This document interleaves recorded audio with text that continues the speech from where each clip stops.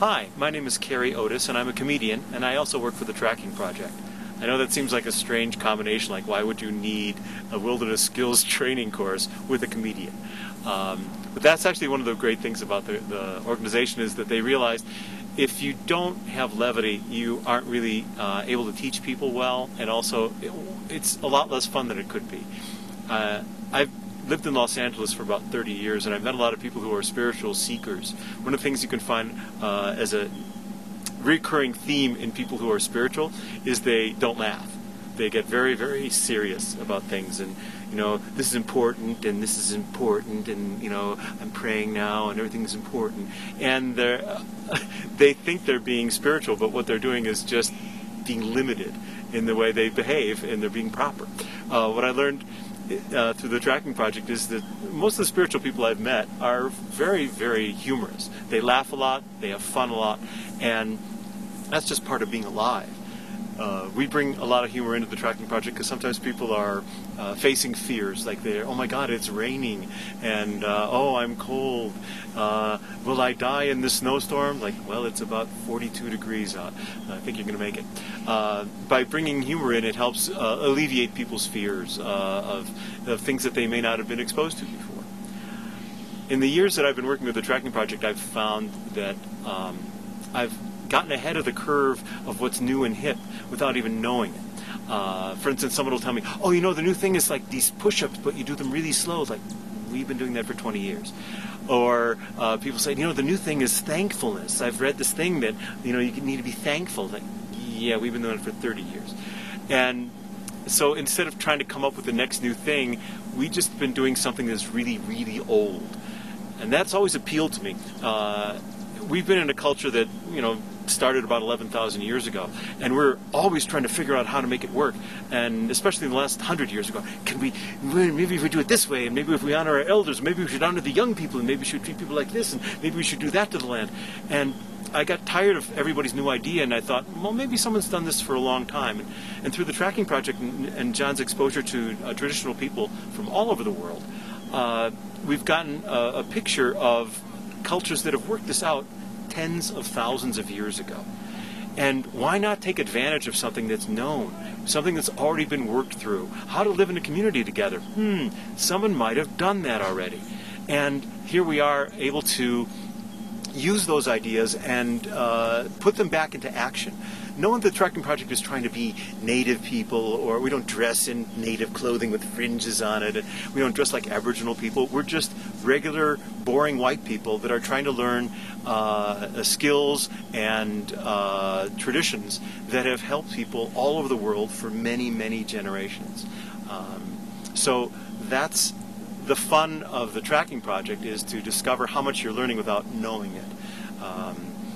I work as a comedian, which means I have to always pay attention to what's going on. I'm always observant to what is happening. What is that? I wonder if I can make a joke out of that.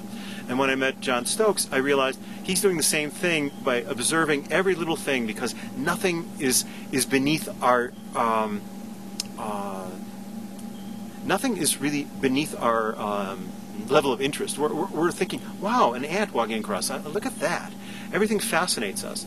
I do it for looking into more insight into human behavior that I can make fun of, and John does it to learn also about human behavior, but also about how the whole world works. Why do animals go there? What time of day will the animal go there? So we're always looking at the same thing together. What happened here? The comic mind and the tracker mind is very, very similar. What I was interested in when I first met the Tracking Project, met John, was I had only known two types of people. I knew people who were very happy and oblivious to what was going on in the world.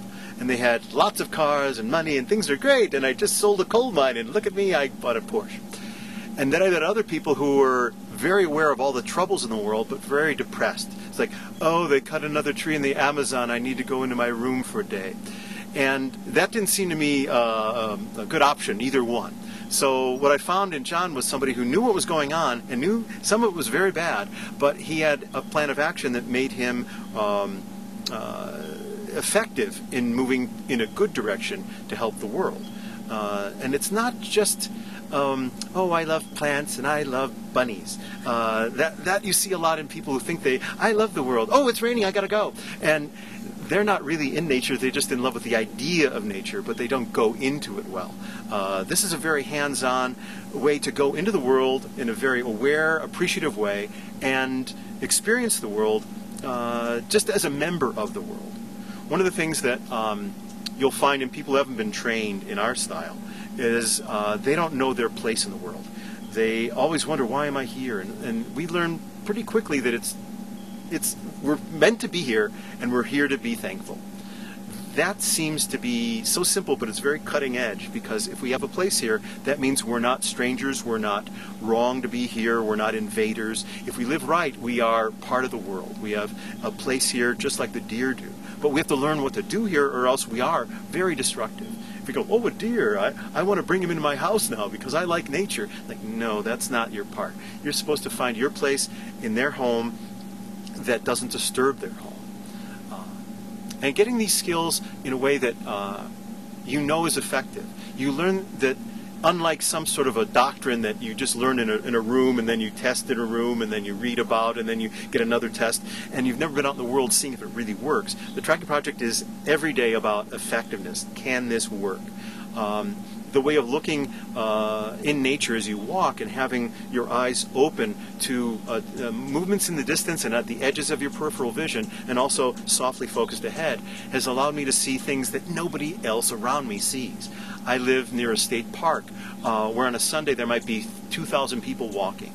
And I happened to be walking with my girlfriend, and I saw from the corner of my eye a bobcat fighting a rattlesnake about 70 feet away. This was not an easy thing to see, but I've been trained to notice that movement, and I instantly could tell what it was. People all around talking to each other, listening to their iPhones, and no one sees this, but people have been trained. And I pointed out, she goes, how did you see that? I'm like, shh.